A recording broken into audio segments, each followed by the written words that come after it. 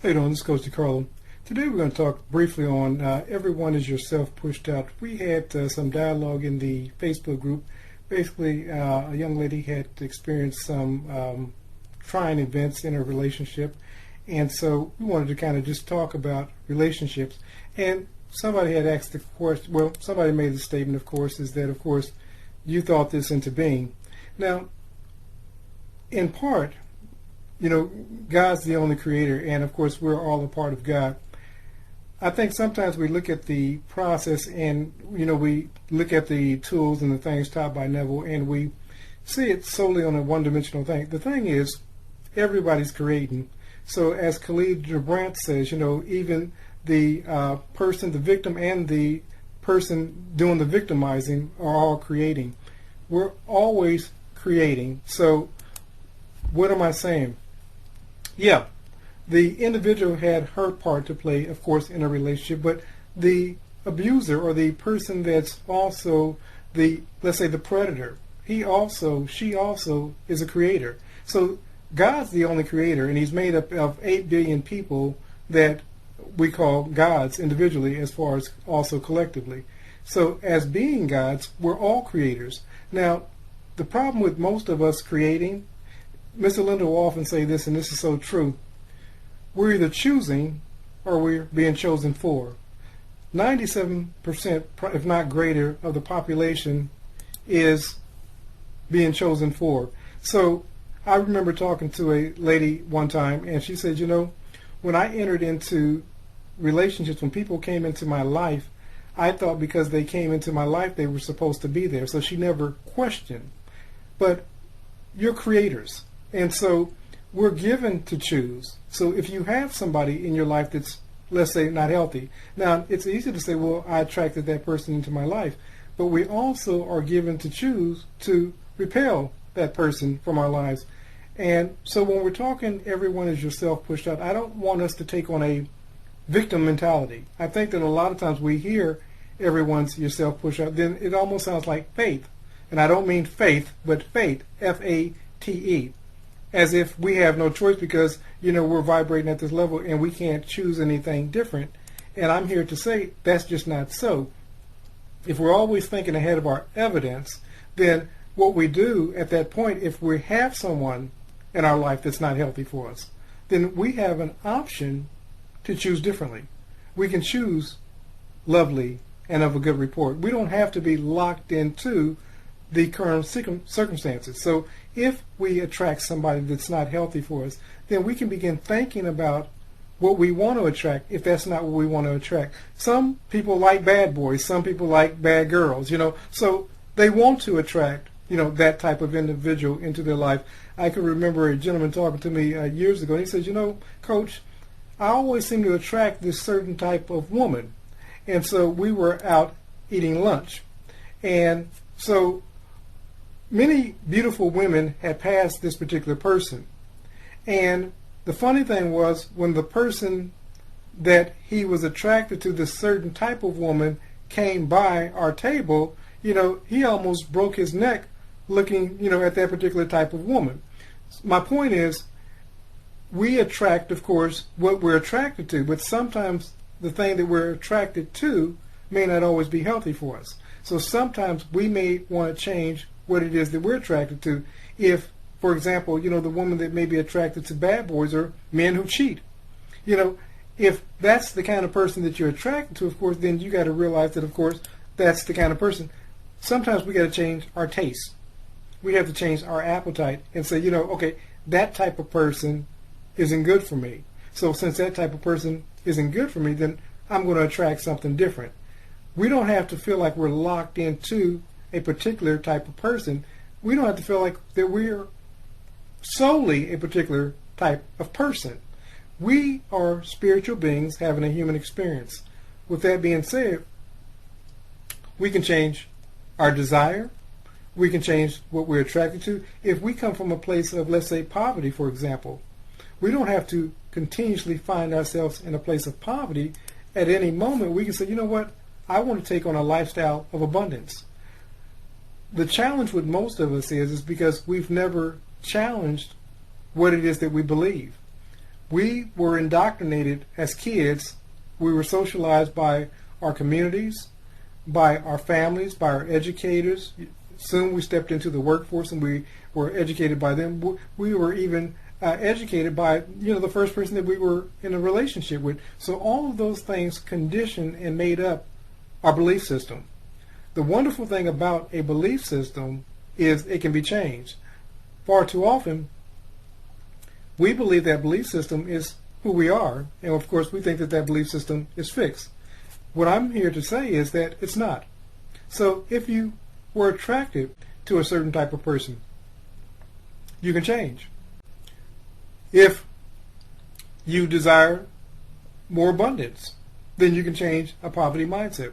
If you desire better health, you can change a lifestyle of poor health.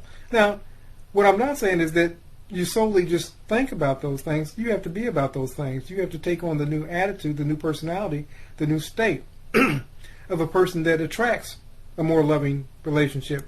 And so that may be some things that you may have to work out through yourself and say, you know what, I'm worthy of more than this. A lot of times, like I said earlier, conditioning may make us feel like that type of person was the best that we can do. Now that we have our new mindset, we realize that we can attract bigger, better, more beautiful, lovely, and of a good report and so forth. So a lot of it is us looking at our prior beliefs. Now sometimes we just make a bad mistake, and some people show us a side of themselves and we say, well, this person's everything I was looking for. But you enter into the relationship and you find out that that person is altogether somebody totally different. People can put on masks, people can hide behind personas and so forth and make you believe. But once they show you who they are, as Maya Angelou says, then you better believe them. Now the question is, what do I do with this person who has shown me who he is? Then I have a decision to make. Now if I say, well, I'm going to change him, and that becomes my focus of me trying to change a lion and making that lion a lamb, for example. You can do everything in your power. The lion occasionally may act like a lamb, but in essence, that lion is still going to be a lion. So the question is, if you want to be in a relationship with a lion, then of course, then you deal with the consequences of being in that relationship with a lion. If you deal with somebody that you know is a cheater, for example, you know that they're unfaithful, but you say, well, I can change them, I'm going to make them faithful. Maybe over a course of time you can, but are you willing to wait that long, or do you go about finding somebody that's more worthy of your attention? What I'm saying to you, creators, are you're given to choose. I don't want you to feel like it's a life sentence that because you've attracted a certain type of person and this person reveals to you who she is, that you have to stay locked into that relationship. You don't. You can change at any moment. Now, if you say, well, it has to be this person and nobody else, then you take on whatever comes along with that package of that person. It's like us choosing, and I don't want to compare a person to a car, but I'm going to. It's like me choosing a particular model of car, a particular type of car, and I know that this car has all kind of problems, then I'm going to say, well, this car is not going to have problems for me. But if history shows and proves true, then I get into that particular type of model of car, then I have to understand that this car has its own limitations, as with individuals. Sometimes we're expecting a lamb to be a lion or a lion to be a lamb. You got to look at the personality of the person that you're dealing with. Don't try to remake them. That's unfair to them. What we have to do is become accepting if this is who this person has shown himself to be, and then decide if this is who we want to be with. But like I said, if somebody shows you something other than you believed about them early on, don't feel like, I know that many people in this community say, well, you attracted that and you need to ask yourself what you did. No, I'm asking you to think ahead of your evidence. What do you want in your relationship? If this person can't give it to you, then begin to look at and create somebody who can. Don't feel like you're stuck in this particular relationship of abuse or unloveliness, whatever the relationship is. You're the creator. What I'm saying to each one of you is that you're given to choose. If you've chosen, and attracted somebody, assumed somebody into your life that isn't healthy for you, then change, creators. Change, better, bigger, better, more. Attract to yourself that which you're deserving. Now, it may be something that we may be working on.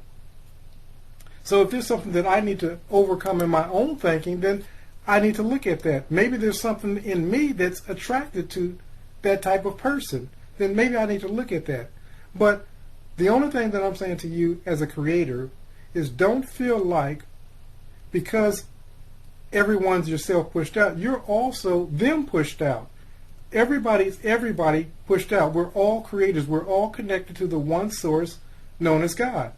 So being the case, then we can choose different. We can choose better. We can choose loving. We can choose somebody who's nurturing towards us. Now, what I find that works for me is creating a list of those items that are important to me. A loving personality, somebody that's caring, somebody that seeks my best interests. Now, you say, well, Coach, what's the purpose of that? I create the list so that when I encounter people, as we often do, who's not those things, then I say, well, listen, this person is not the person that I'm seeking to attract in my life.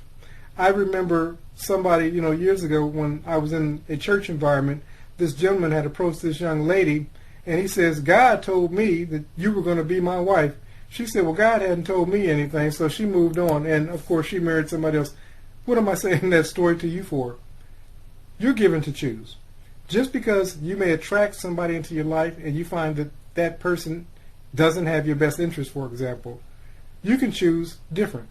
You don't feel like, sometimes we say because of ego, we feel like, well, this has to be the person because, this lined up, or this person brought into my life, or it had happened on a certain day. Whatever the story is, if that person isn't beneficial to you, if that person isn't seeking your best interest, as a creator, you can choose differently. I remember years ago when I was in a church environment, a young lady was talking about her ex-husband. She said, why did God allow this to happen to me? Well, first and foremost, let me say, we're each the God choosing. God's given us the ability to choose. But I asked her a question. I said, did your ex display certain tendencies? Did he display tendencies of jealousy, violence before you guys got into a relationship? She said, yeah, but at that time I thought it was cute. Why am I saying that? A lot of times people show us who they are before we even enter into the relationship, but we choose to ignore those things because, of course, at that time we're so infatuated with that person that we say, well, that's going to change over a course of time. Often what happens is it becomes more embedded once we enter into that relationship. So decide the kind of male, female person you want to attract into your life. Create yourself a list, of the important qualities that you're seeking. Now, I suggest that you don't tell anybody, before entering into your relationship, all the things that you're seeking, because a lot of times a wolf can actually pretend like she's a lamb, or a lamb can actually pretend like they're a wolf. You enter into the relationship and you realize that they're nothing like what it is that you were seeking in that relationship. So keep some of those things to yourself and just watch how the person acts in front of you, how they display themselves in front of you. And if the qualities that they're displaying are in line with what it is that you're seeking, move forward. But if not, choose something different, more to your liking, because you are in fact given to choose. Let me close by saying this. Only you can create your perfect world. Not God or man. Only you can create your perfect world. Creators, you're given to choose. Choose this day whom you will serve and who you will allow into your life. Your life is precious and it's a beautiful life. Make sure that you're attracting into your life those who compliment you and not those who take away. This is Coach DeCarlo saying have a great and abundant day.